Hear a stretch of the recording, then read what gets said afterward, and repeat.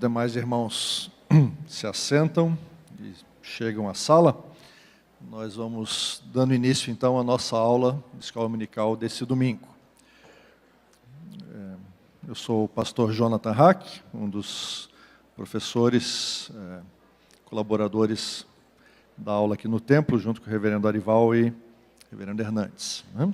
E se você tem acompanhado nesse semestre, nós temos desenvolvido um estudo sobre o livro de Jeremias.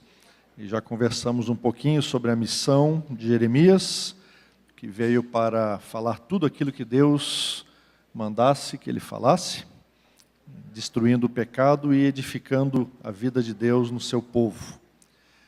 E nós conversamos também sobre a situação do povo, e na última aula que tivemos, já faz algumas semanas, nós vimos o capítulo 2 de Jeremias. Hoje nós passaremos ao capítulo 3 de Jeremias, nosso estudo expositivo desse livro, para entendermos a mensagem desse importante profeta. Então, eu gostaria de começar com uma oração e depois leremos o texto. Senhor Deus, obrigado por essa oportunidade de estarmos reunidos para estudar a Tua Palavra. Clamamos a Teu Santo Espírito que nos ilumine, abra a nossa mente para um entendimento da Tua Palavra e abra o nosso coração para a aplicação da Tua Palavra, para que a vivamos e sejamos assim fiéis ao que Tu queres nos falar. Te pedimos isso em nome de Jesus. Amém.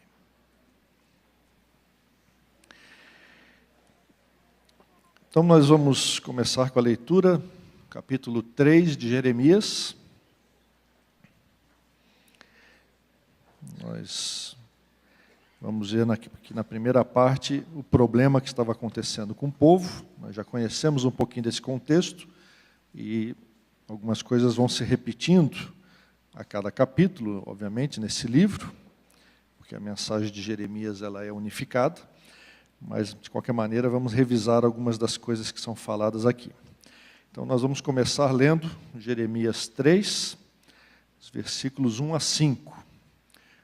Vamos ler juntos na versão Almeida atualizada.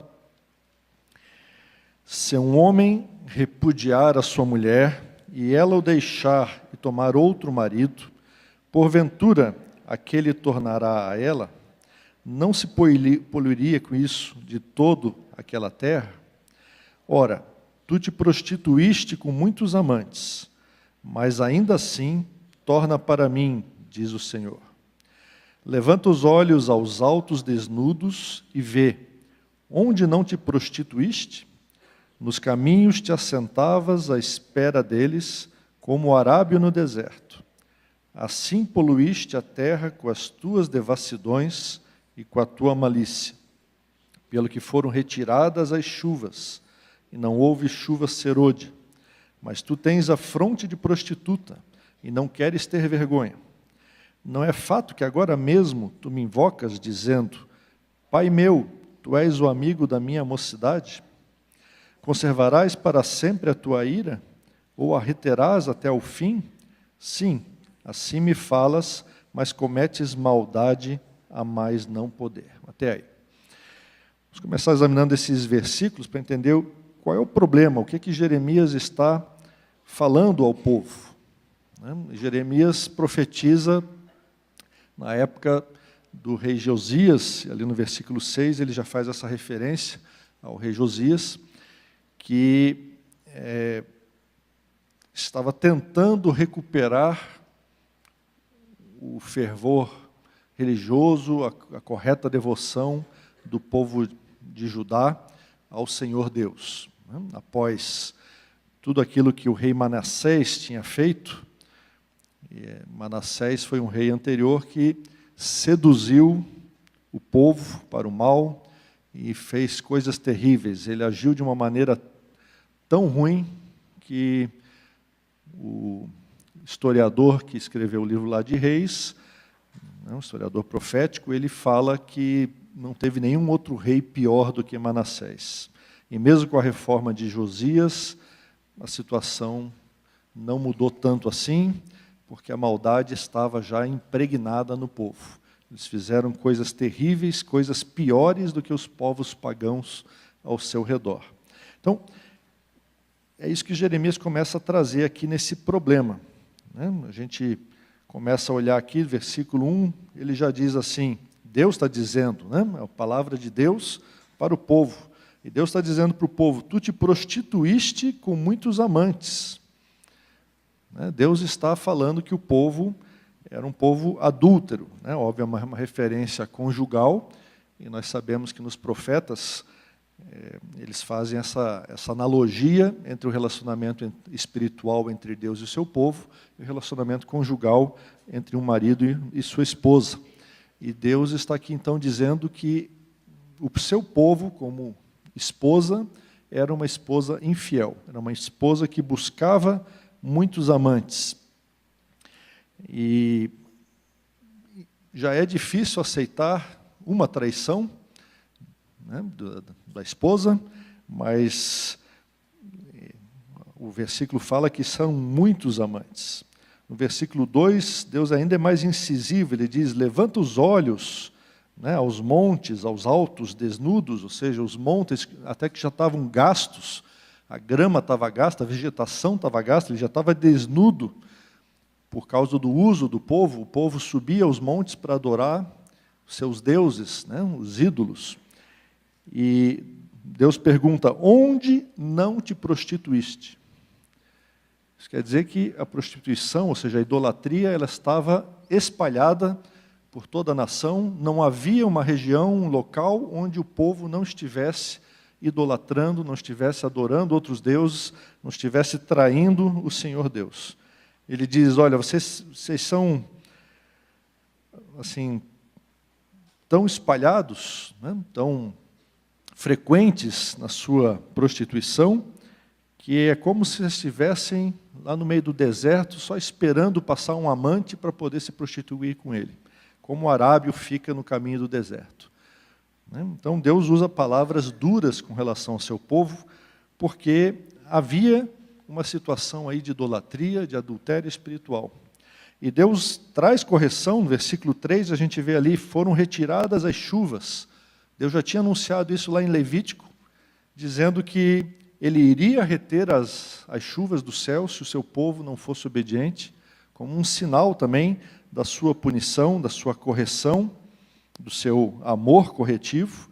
Mas ele diz, olha, foram retiradas as chuvas, mas tu tens a fronte de prostituta e não queres ter vergonha. Deus está dizendo para o seu povo, vocês são sem vergonha. Né?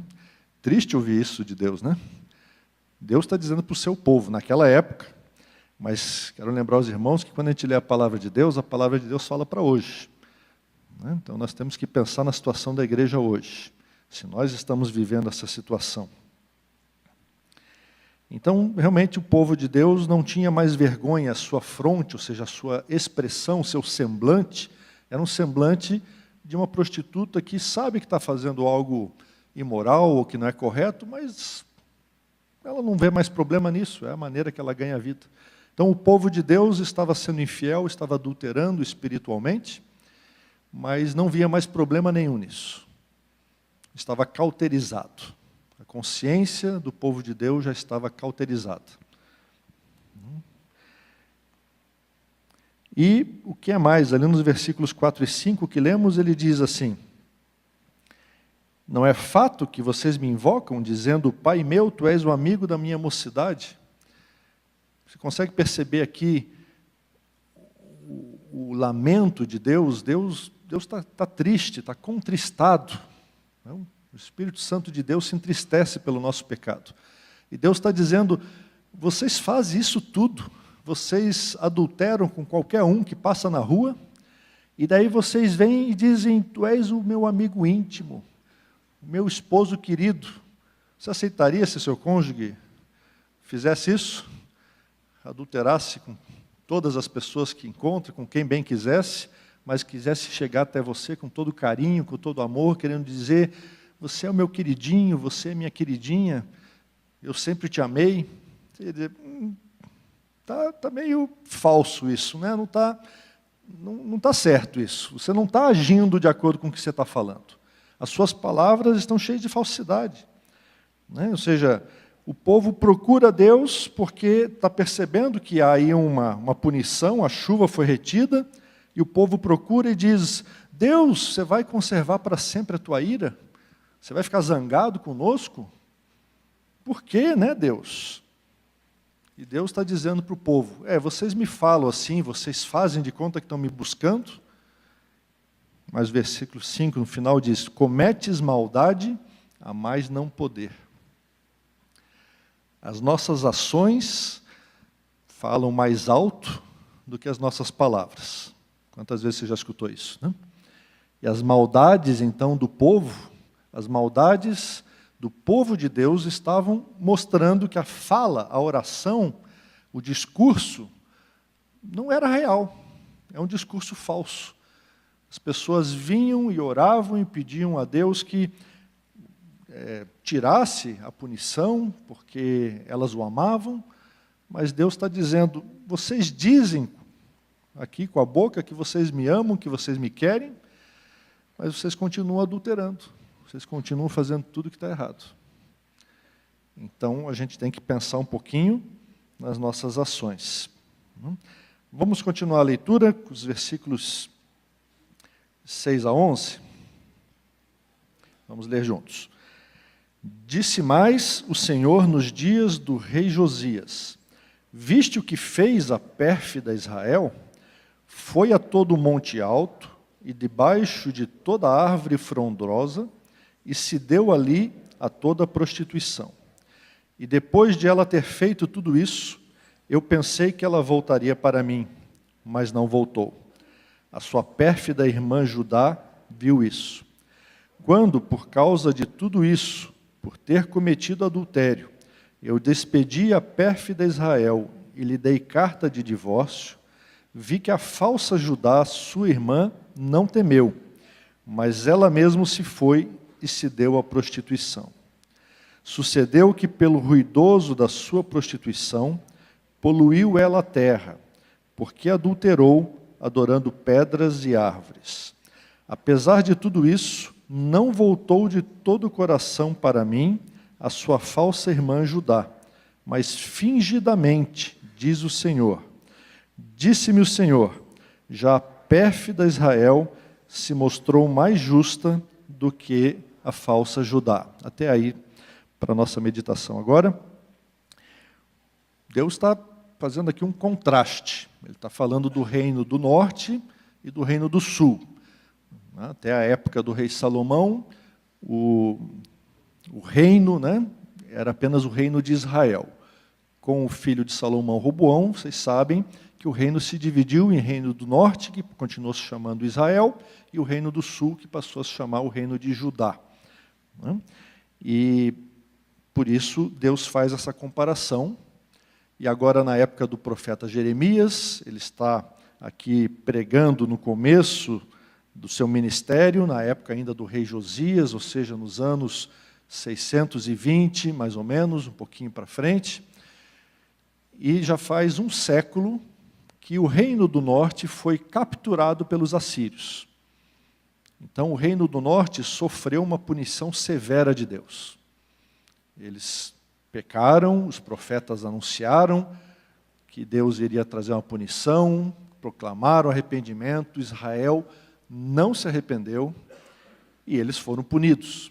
E já faz um século que isso aconteceu, 100 anos, e Judá observou isso tudo. E Judá viu que Israel tinha pecado e o que tinha feito. Mas, mesmo tendo visto isso, o que o texto está dizendo, o que Deus está dizendo, é que Judá fez ainda pior.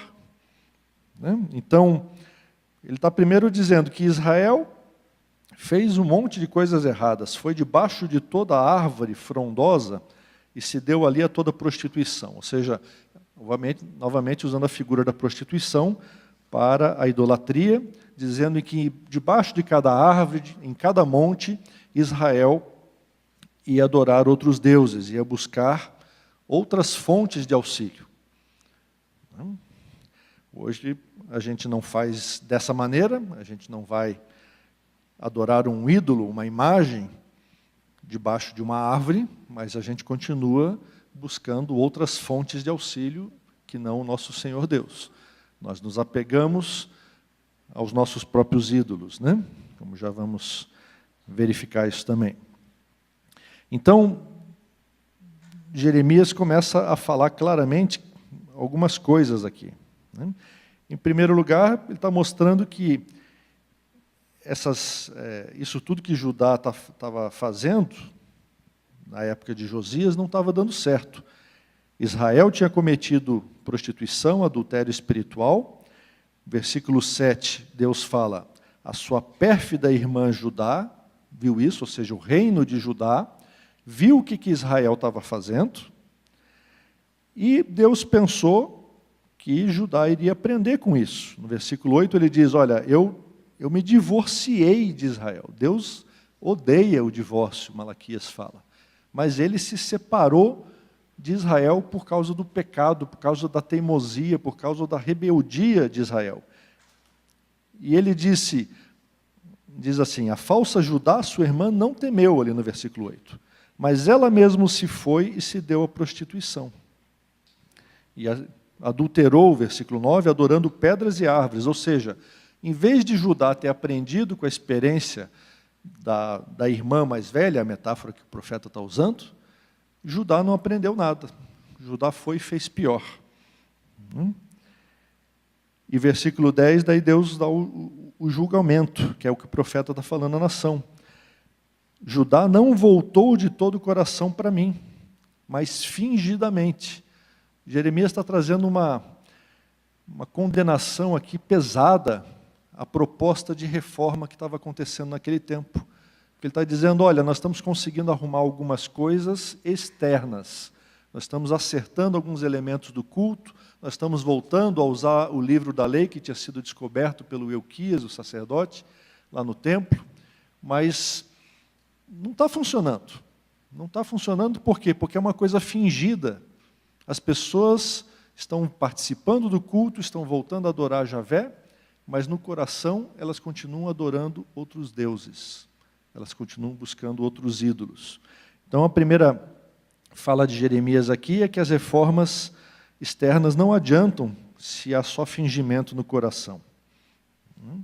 Mas ele diz também uma outra coisa pesada ali no versículo 11. Ele diz que a pérfida Israel se mostrou mais justa do que a falsa Judá. Não quer dizer que Israel era justa no que estava fazendo. Ele só está dizendo que, comparativamente, Israel fez algo menos pior do que Judá.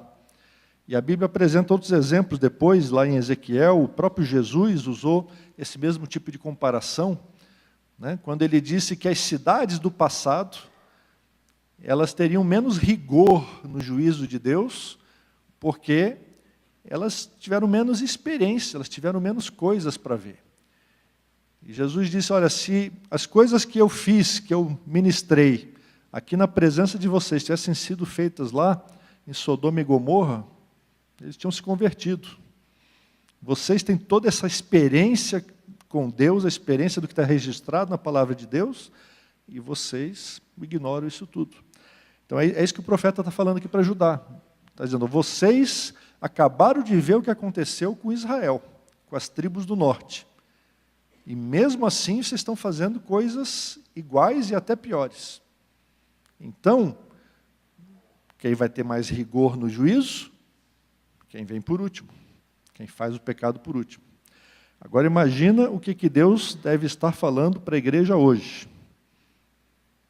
A igreja hoje que tem não só o exemplo de Sodoma e Gomorra, o exemplo de Israel, o exemplo de Judá, mas tem 2000 anos de história da igreja em que Deus tem corrigido, Deus tem punido, Deus tem mostrado a sua vontade.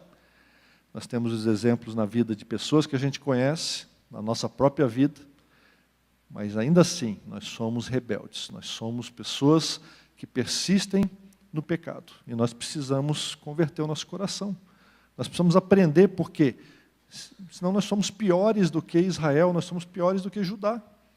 Nós temos visto todas essas coisas, mas o nosso coração não se constrange, nosso coração não se amansa na presença de Deus. Então nós precisamos de quebrantamento. E é isso que Jeremias começa a fazer agora nos versículos seguintes. Então vamos ler o 12 e o 13, pelo menos, e eu acredito que depois os outros eu vou apenas citar, pelo menos até o 20. Então nós vamos ler o versículo 12 e o versículo 13 para ver o apelo então de Jeremias. Leiamos. Vai, pois, e apregou essas palavras para o lado do norte, e dize: volta, ó pérfida Israel, diz o Senhor, e não farei cair minha ira sobre ti, porque eu sou compassivo, diz o Senhor, e não manterei para sempre a minha ira.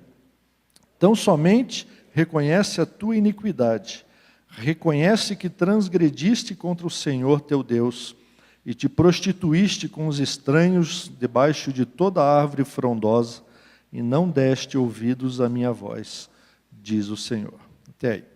Então, Jeremias começa a fazer aqui um apelo,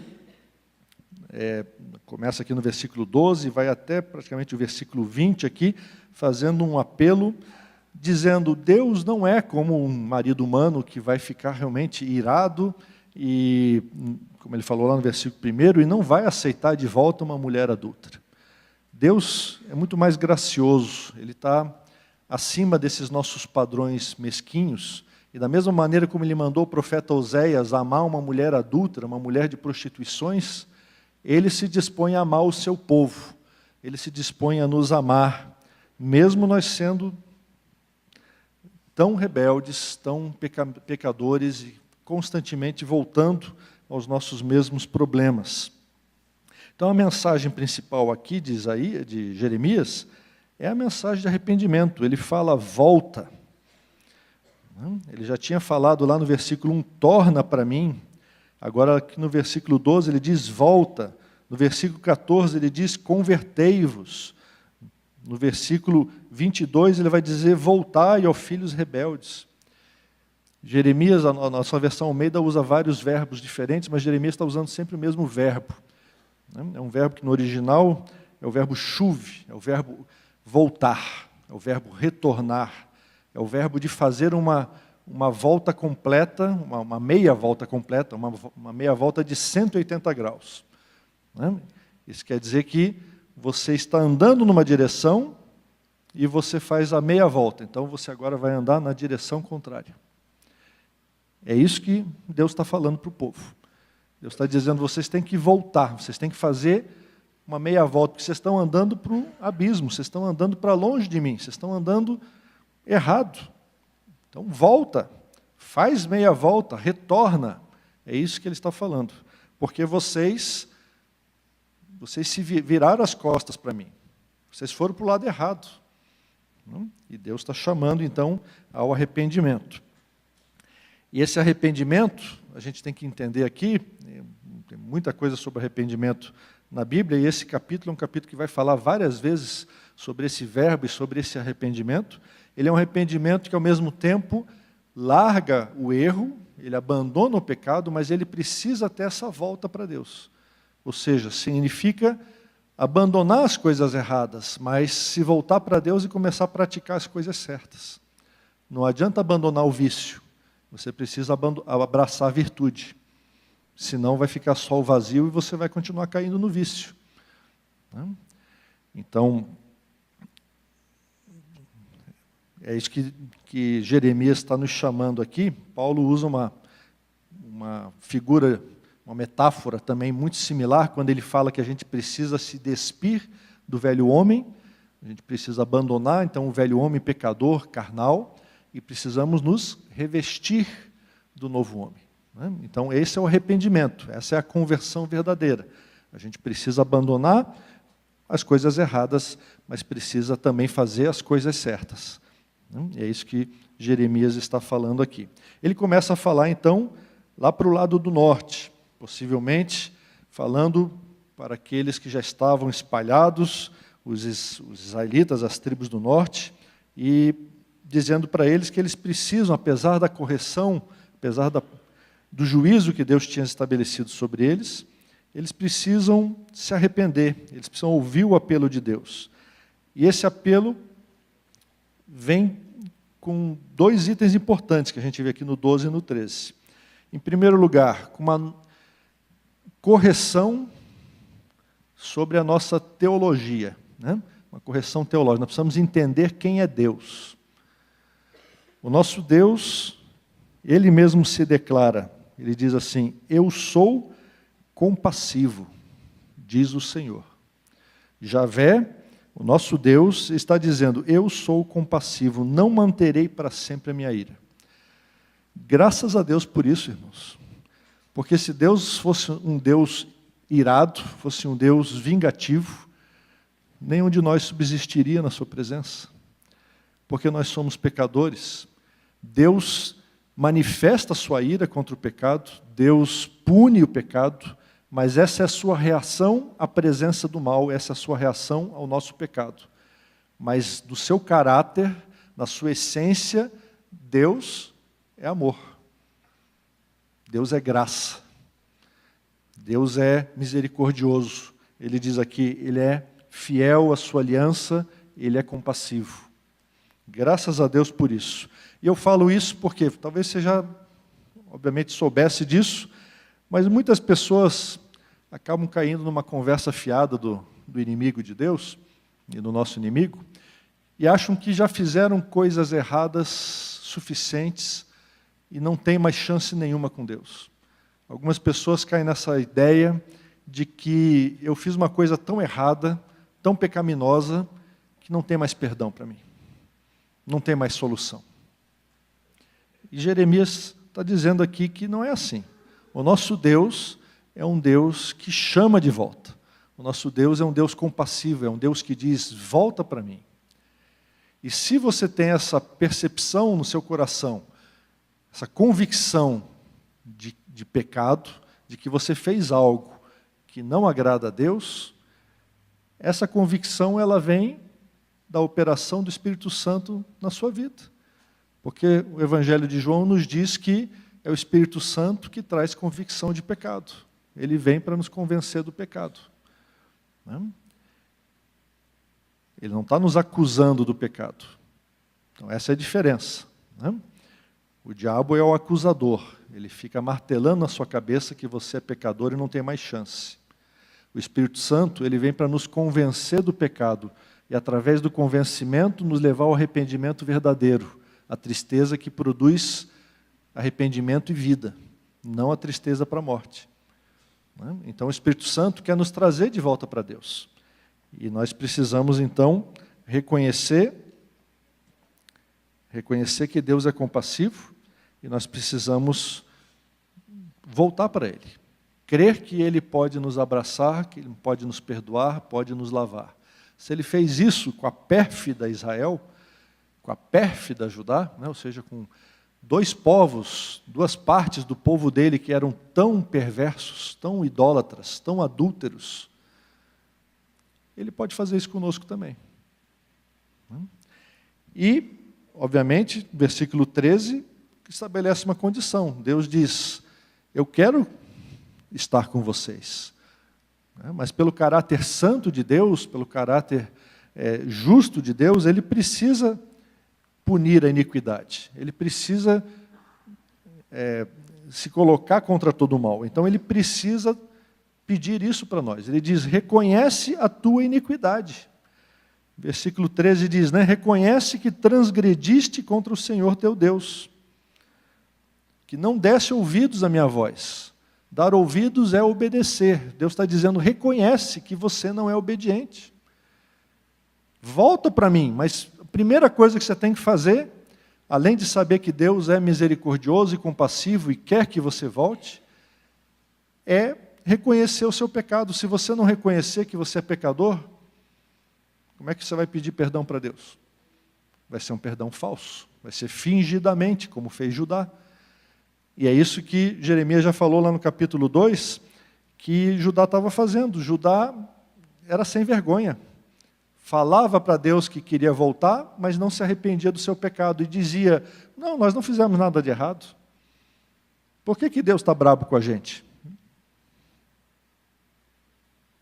Então, falta admissão de pecado aqui no povo dessa época, e talvez a gente precise colocar a mão na cabeça e pensar sobre a nossa vida. Nós temos admitido o nosso pecado, nós temos confessado o nosso pecado, nós temos reconhecido a nossa iniquidade diante de Deus. Então Jeremias clama ali no versículo 14, convertei-vos, ó filhos rebeldes, porque eu sou vosso esposo, e eu vos levarei a Sião. Então Jeremias começa a falar aqui no 15, 14, 15, e por diante até o 18, de que Deus vai fazer uma coisa nova. Ele começa a sinalizar aqui, muito sutilmente, algo que ele vai explicar mais claramente, bem mais para frente, depois do capítulo 30. Ele começa a falar sobre uma nova aliança, ele começa a falar sobre um novo mover de Deus. Deus quer nos levar até Sião, quer nos dar pastores que vão nos apacentar, vão nos alimentar com conhecimento e inteligência, eles vão fazer com que nós conheçamos verdadeiramente ao Senhor. Toda a cidade vai ser o trono do Senhor, ele diz no 17. E todas as nações vão se reunir e já não andarão segundo a dureza do seu coração maligno. Então, Jeremias está profetizando sobre um tempo em que as pessoas verdadeiramente vão andar na presença de Deus.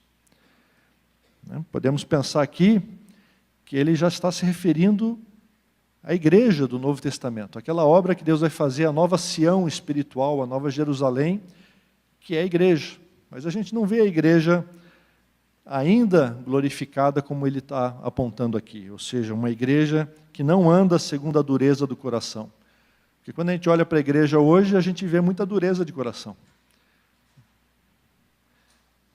Eu vejo isso na minha vida, e eu exorto você hoje a olhar isso na sua vida. Você tem dureza de coração? Ou seu coração é mole, é quebrantado na presença de Deus? Então, obviamente, isso também é uma promessa escatológica. Deus vai nos levar até a Sião verdadeira, Deus vai nos levar até a Jerusalém celestial, e um dia, quando Jesus voltar, essas promessas vão se cumprir. Graças a Deus por isso. Glórias a Deus por isso. Porque um dia nós já vamos não mais andar segundo a dureza do nosso coração. Um dia Deus vai nos livrar do nosso pecado totalmente. Ele está nos livrando agora pela santificação do Espírito Santo, mas nós ainda caímos constantemente. E Deus quer nos levar a um momento de vida na presença dEle em que nós vamos poder desfrutar da graça dEle, nós vamos poder glorificá-lo, nós vamos poder viver abundantemente na presença dEle, sem ter mais o pecado no nosso coração, sem ter rebeldia, sem mais o magoarmos, mas vivermos realmente conforme Ele planejou que vivêssemos. Então, Jeremias chama a exortação, propõe essas coisas todas, mas ali no 19 e no 20, ele coloca de novo o lamento de Deus. Deus fala, eu a mim me perguntava, como que eu vou te pôr entre os filhos, te dar uma terra desejável, mais formosa herança das nações? E respondi, Pai, me chamarás e de mim não te desviarás. Deus tinha um plano de colocar Israel como a mais formosa dentre as nações, uma herança entre as nações. Israel foi chamado para cumprir um plano, o plano de ser a vitrine de Deus. O povo de Deus foi chamado para ser o testemunho de Deus às nações, porque Deus quer atingir toda a humanidade com o seu amor, com a sua graça. Ele quer que a sua glória cubra toda a terra. E Israel foi chamado para cumprir essa missão. Mas daí no versículo 20, o Senhor se desanima, o Senhor diz, deveras como a mulher que se aparta perfidamente do seu marido, assim com perfídia te houveste comigo, ó casa de Israel, diz o Senhor. Novamente o profeta está dizendo, vocês, povo de Deus, vocês não têm agido corretamente, Deus tem chamado ao arrependimento, Deus tem grandes planos, mas vocês têm agido com maldade, com adultério, com prostituição. E Deus está entristecido com isso. E por isso Jeremias faz uma proposta bem interessante aqui nos versículos 21 a 25. Vamos ler esses versículos porque eles são importantes. Esse finalzinho do capítulo, e nós ainda vamos ver também o final da perícope no capítulo 4. Mas vamos ler agora só do 21 até o 25 do capítulo 3. Leiamos. Nos lugares altos se ouviu uma voz, pranto e súplicas dos filhos de Israel, porquanto perverteram o seu caminho e se esqueceram do Senhor seu Deus. Voltai, ó filhos rebeldes, eu curarei as vossas rebeliões. Eis-nos aqui, vimos ter contigo, porque tu és o Senhor nosso Deus. Na verdade, os outeiros não passam de ilusão, nem as orgias das montanhas. Com efeito, no Senhor nosso Deus está a salvação de Israel.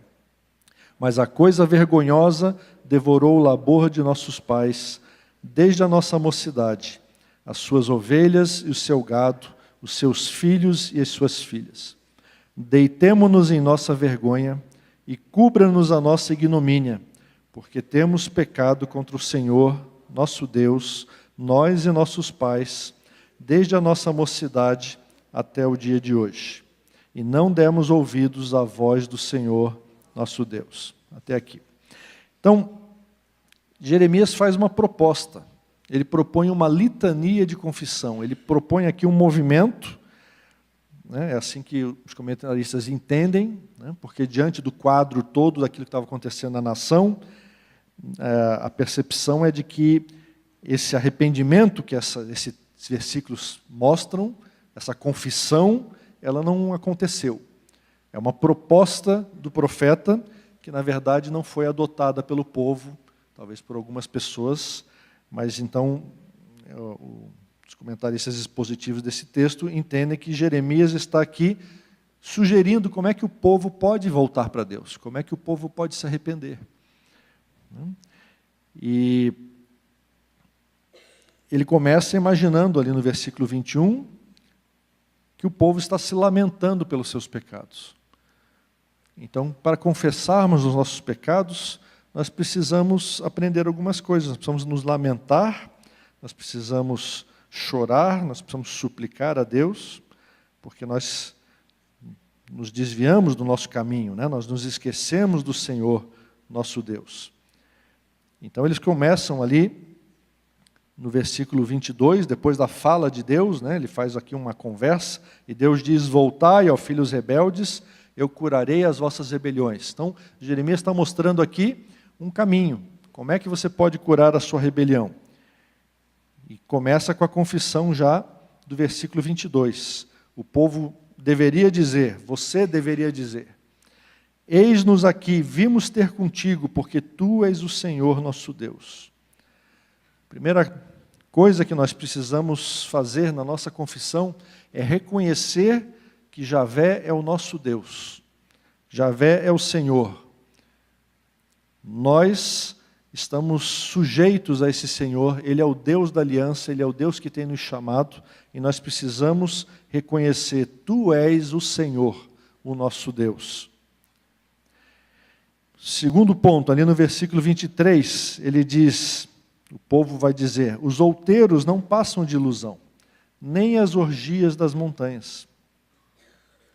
Então, o povo, na sua confissão, está reconhecendo que os ídolos que eles têm buscado, os outeiros, os pequenos montes, aqueles cultos, aqueles rituais que eles têm cumprido, e as próprias orgias que eles fazem nas montanhas, aqueles rituais de fertilidade que envolviam certas atividades sexuais também, tudo isso é ilusão, tudo isso não adianta nada. Então, Jeremias está sugerindo aqui que, na nossa confissão, nós precisamos reconhecer que os falsos deuses são ilusão. Eles não servem para nada. E, além disso, no versículo 23, ele continua: com efeito, no Senhor nosso Deus está a salvação de Israel. Só há salvação no nosso Deus, no Senhor. Parece uma coisa tão simples. Talvez você tenha aprendido isso na escola dominical desde criancinha. Mas constantemente nós nos desviamos desse princípio tão básico, de que só há salvação no Senhor nosso Deus, e nós buscamos outras fontes de apoio para a nossa vida.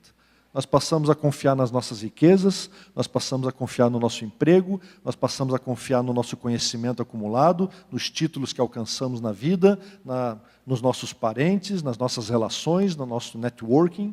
Nós passamos a confiar em muitas coisas, mas nós não confiamos mais em Deus. E Jeremias está dizendo, nós precisamos confessar que os falsos deuses, os nossos ídolos, aquelas coisas que servem de apoio para a nossa vida, elas são ilusão. Elas são, no máximo, instrumentos que Deus pode usar. Mas elas não são verdadeiro Deus. Só há salvação no Senhor, o nosso Deus. E no versículo 24, Jeremias diz que nós precisamos confessar também que a coisa vergonhosa, ou seja, os ídolos, os falsos deuses, eles devoraram o labor de nossos pais. Nós precisamos reconhecer que os falsos deuses devoram tudo aquilo que Deus nos dá. Eles devoram o nosso patrimônio. Eles acabam com aquilo que Deus tem dado para o seu povo.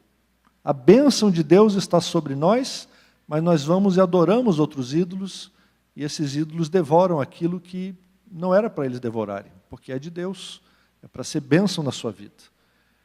E ele está dizendo aqui, nós reconhecemos isso, que desde a nossa mocidade, ovelhas e gado, filhos e filhas, os falsos deuses têm devorado essas coisas. Por quê? Porque nós temos adorado esses falsos deuses, e eles levam tudo que nós temos. E a nossa família fica quebrada, o nosso patrimônio fica quebrado, e às vezes a gente fica dizendo, o inimigo está atacando. Talvez seja a gente que esteja entregando para o inimigo. As nossas próprias ações estão deixando os ídolos, os falsos deuses, levarem tudo que nós temos. Por quê? Porque o nosso coração não está no Senhor nosso Deus, não está firmado em Deus, que é aquele único que pode nos dar a verdadeira salvação. Então nós precisamos confessar que os falsos deuses são ilusão, nós precisamos confessar que eles têm levado aquilo que é bênção de Deus, o nosso patrimônio e a nossa família. E no versículo 25 ele ainda diz, deitemo-nos em nossa vergonha, cubra-nos a nossa ignomínia. Os falsos deuses só fazem vergonha na nossa vida. Eles geram vergonha, porque quando você se defronta com Deus, quando você vem à presença de Deus e você entende o amor de Deus, e você vê quanto Deus quer abençoar a sua vida, quanto Deus quer corrigir a sua vida para que você viva a vida abundante que Jesus prometeu, e você pensa, puxa, mas eu tenho confiado nas coisas erradas. Eu estou seguindo aquilo que o mundo diz, eu sigo os falsos ídolos, eu sigo o consumismo que o mundo prega, eu sigo um monte de outras coisas erradas. Você vai sentir vergonha no coração. Você vai sentir vergonha porque você pecou contra o Senhor. Nós e nossos pais, desde a nossa mocidade até o dia de hoje. Porque quando você é confrontado com a santidade de Deus, com o amor de Deus, com a graça de Deus, você fica envergonhado. Você diz, Deus, eu nem mereço isso, eu só faço coisa errada. Eu não consigo nem te amar corretamente. Então nós precisamos confessar que os falsos deuses, que os ídolos na nossa vida, eles são ilusão, eles devoram o nosso patrimônio, a nossa família, e eles geram vergonha pelas nossas más escolhas. Mas o mais importante é reconhecer, como termina o versículo 25, que nós temos pecado contra o Senhor. Toda a nossa família, nós, nossos pais, por muito tempo, desde a mocidade, nós não temos ouvido, nós não temos obedecido à voz de Deus. Essa é uma confissão verdadeira, uma confissão que abrange muitos aspectos. E eu quero conclamar você hoje também, hoje é um dia de ceia, quer você tenha participado do primeiro culto ou do segundo culto, e vai ser um momento de você se colocar na presença de Deus, de você confessar o seu pecado, de você reavaliar a sua vida. E há consequências para essa confissão e para esse arrependimento, que Jeremias coloca ali, então, no finalzinho dessa perícope, que já é o começo do capítulo 4. Nesses primeiros 4 versículos, na Almeida atualizada, você tem até uma continuação, não há uma quebra, porque eles continuam fazendo parte aí desse mesmo apelo ao arrependimento. E Deus está continuando a falar com o seu povo e diz, se vocês voltarem voltem para mim. Se vocês removerem as abominações, vocês não vão mais ficar vagueando, vocês não vão mais errar na vida. Então a gente começa percebendo que o verdadeiro arrependimento ele tem consequências muito práticas.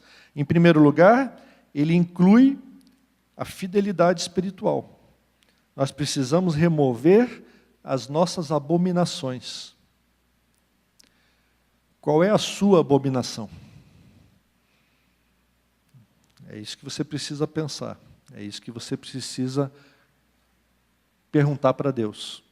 Deus, revela qual é a minha abominação. Qual é o meu ídolo? O que eu tenho colocado na minha vida que eu prezo mais, eu adoro mais do que a Ti? O que eu considero mais valioso do que a Tua presença, do que aquilo que vem de Ti? Esse é o seu ídolo. Essa é a sua abominação. Então, o verdadeiro arrependimento, ele começa com a remoção das nossas abominações. Nós precisamos identificá-las e nós precisamos buscar forças de Deus, capacitação do Espírito Santo para remover as abominações da nossa vida. Desse modo, nós não vamos mais ficar vagueando, nós não vamos mais ficar buscando os falsos ídolos em cada monte, em cada outeiro. Nós não vamos precisar buscar outras soluções para a nossa vida, porque Deus é a única solução, Ele é a solução completa. Em Cristo Jesus nós temos todas as coisas, somos mais que vencedores. Nós não precisamos buscar outras soluções. Deus pode usar outros meios, pode compor aquilo que Ele vai fazer na nossa vida, edificar na nossa vida, mas essas outras coisas são apenas instrumentos, são meros agentes, mas a nossa salvação, ela vem de Deus, a nossa vida abundante, ela vem do Senhor. É isso que a gente precisa ter clara consciência. Mas Jeremias fala mais, ele diz, se jurares, versículo 2 do capítulo 4, pela vida do Senhor em verdade, em juízo e em justiça. Então esse arrependimento implica também em vivermos na presença do Senhor. Esse juramento pela vida do Senhor é um juramento formal, é um compromisso feito até em contratos comerciais, diante de tribunais, de que nós vamos andar aqui em verdade, em juízo e em justiça. É um compromisso ético, é um compromisso de mudarmos o nosso caráter. É óbvio que nós não conseguimos fazer isso, mas nós podemos parar de atrapalhar o Espírito Santo, porque o Espírito Santo está querendo agir em nós, está nos santificando, está nos transformando, mas nós somos que nem os porcos, né, que se revolvem na lama. Pedro usa algumas expressões fortes, né? Nós somos que nem o cachorro que volta ao seu próprio vômito. Nós gostamos de nos sujar. E o Espírito Santo está nos lavando, e nos purificando, e nos transformando, mas nós vamos lá e nos sujamos de novo. Então nós precisamos do compromisso ético, de buscar uma vida abundante na verdade e na justiça de Deus. Uma justiça que se manifesta não apenas na retidão moral, mas também na retidão social. No compromisso de espalhar a justiça de Deus ao meu semelhante. Não é o foco aqui exatamente desse texto, nós vamos deixar para uma outra hora falar um pouco mais sobre essa questão da justiça social, mas Jeremias está incluindo isso aqui, está falando de nós andarmos com honestidade, com verdade, com retidão moral, mas também com justiça na presença do próximo. Espalhando a justiça de Deus, sendo honesto para com o meu semelhante, sendo generoso para com o meu semelhante, abençoando o meu semelhante, repartindo as bênçãos que Deus tem dado para mim. Então, o verdadeiro arrependimento, ele gera fidelidade espiritual, ele se revela na fidelidade, você remover as abominações, e ele se revela no compromisso ético de você andar uma vida verdadeira na presença de Deus. Se a conversão não gera transformação de caráter, ela possivelmente não é verdadeira. Tem alguma coisa errada aí. A sua conversão é só de boca, mas depois você vai andando com Deus, você vai frequentando aqui a igreja, você vai participando com os irmãos, você participa das atividades, mas você continua sem transformação de caráter, tem alguma coisa errada, não está funcionando. Porque quando a pessoa se converte, quando ela se arrepende, quando ela busca o Senhor, Deus vai fazer transformação. Deus vai mudar a sua vida. Não é assim da noite para o dia, mas Ele vai operar continuamente para transformar você. A imagem e semelhança do seu Filho Jesus. Mas esse versículo 2 tem uma coisa muito importante também. Jeremias fala que se nós tivermos esse arrependimento, esse compromisso com Deus, então nele, no Senhor, serão benditas as nações e nele se glorificarão. Quando você tem um compromisso espiritual de fidelidade a Deus, quando você tem um compromisso ético de andar em verdade, em justiça, as nações serão benditas. Haverá testemunho missional. O mundo vai ser alcançado, por quê? Porque você tem um compromisso com Deus. Deus está transformando a sua vida, as nações vão ver isso. As pessoas ao nosso redor, elas sabem distinguir as nossas palavras das nossas ações. Então, quando nós falamos que somos crentes, nós falamos coisas bonitas e dizemos isso é de Deus, isso não é de Deus, glória a Deus, aleluia, nós temos todo um linguajar, um evangeliquez, um crentez, mas as pessoas olham para o nosso coração, para a nossa vida, para as nossas atitudes. Quando elas percebem que as nossas atitudes estão sendo transformadas, aí elas se convencem de que Deus existe, de que Deus opera e consegue transformar até um pecador como você. E se Ele consegue fazer isso na sua vida, então talvez ela pense, talvez Deus possa fazer isso comigo também. Agora, quando você só tem vocabulário, você só tem discurso, mas o seu coração não é fiel a Deus, não tem ética, as pessoas vão olhar e vão dizer, está aí mais um crente que diz que é crente, mas anda, como Judá, fingidamente na presença de Deus. E para nossa tristeza, irmãos, está cheio de crente assim nas igrejas. Muita gente que tem uma postura muito bonitinha, muita gente que carrega a Bíblia debaixo do braço, se veste bem para vir no culto, mas cadê o compromisso com Deus? Cadê o arrependimento? Cadê a percepção de que só no Senhor nós temos a salvação verdadeira? Então nós precisamos desse compromisso com Deus para poder dar testemunho.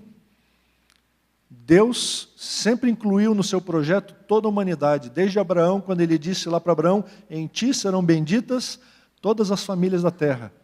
Deus nos chamou como seu povo para abençoar todas as famílias da terra, todas as famílias da sua vizinhança, todas as famílias do seu prédio, todas as famílias do seu trabalho. E quem que Ele chamou para ser instrumento dessa bênção? Você. Você é o Abraão. Você é Israel. Você é o povo de Deus que foi chamado para dar testemunho, para abençoar as famílias da terra. É óbvio que, em última instância, essa bênção veio por meio de Jesus. Mas nós somos o corpo de Cristo. Nós somos os instrumentos pelos quais Jesus quer viver e abençoar as nações da terra. Como igreja, nós temos que viver e testemunhar. E o texto termina nos versículos 3 e 4, falando de lavrar campo novo, falando de circuncidar para o Senhor o nosso coração, para que Deus não traga o seu juízo contra o seu povo. Capítulo 4, que veremos uma outra oportunidade, o 5 e o 6, vão falar desse juízo, daquilo que Deus está proclamando que vai trazer sobre Judá por causa dos seus pecados. Mas hoje nós vamos terminar nessa questão aqui do arrependimento.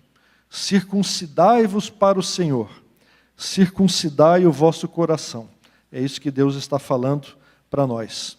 A circuncisão é como o batismo, é o sinal da nossa aliança com Deus, e é isso que Deus está dizendo, recomece, repense a sua vida, se reconsagre a Deus, a cada momento, faça uma confissão, examine os ídolos da sua vida, as suas abominações, coloque-se na presença de Deus e diga, Deus, eu quero recomeçar, eu quero circuncidar o meu coração novamente, eu quero um novo começo na tua presença.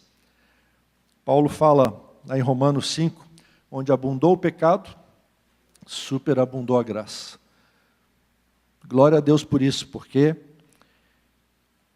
tudo isso se resolve naquilo que Jesus tem para nos oferecer. A graça de Deus pode transformar a nossa vida. A graça de Deus, revelada em Cristo Jesus, nos dá essa oportunidade de um novo começo. Mas aquilo que Deus falou para o seu povo lá no ano 600 a.C., 2.600 anos atrás, continua valendo para nós hoje. Deus está chamando você hoje para você circuncidar o seu coração, para você se arrepender, para você identificar as abominações da sua vida, para você removê-las, para você confessar o seu pecado, para você buscar um novo começo. Torna para mim. Volta. Convertei-vos, ó filhos rebeldes. Voltai, ó filhos rebeldes. Essa é a mensagem de Deus para nós hoje. Amém? Vamos encerrar nos colocando na presença de Deus.